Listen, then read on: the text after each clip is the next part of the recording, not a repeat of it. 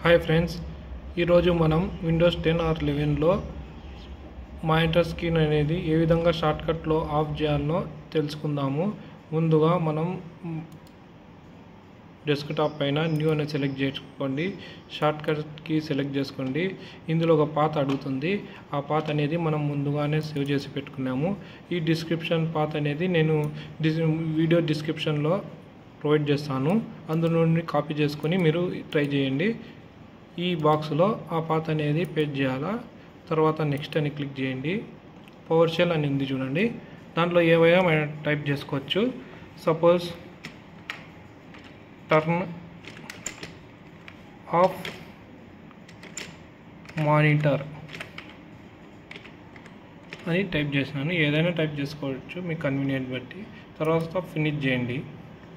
Finish చేయ ఆటోమేటిక్గా ఇది దీనిపైన డబుల్ క్లిక్ చేస్తే ఆటోమేటిక్గా మన స్క్రీన్ అనేది ఆఫ్ అవుతుంది.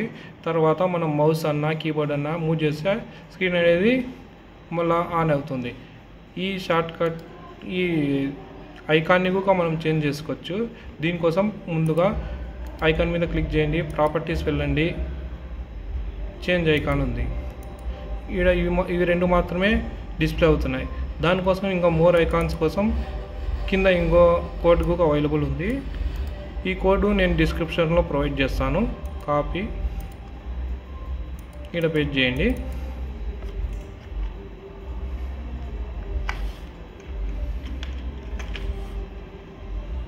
ఓకే, చాలా ఐకాన్స్ అనేవి డిస్ప్లే అవుతాయి.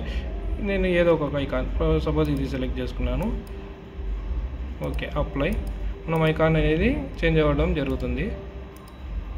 మనం డబుల్ క్లిక్ చేయొచ్చు, లేకపోతే షార్ట్కట్ కీ అయినా ప్రెస్ చేయొచ్చు.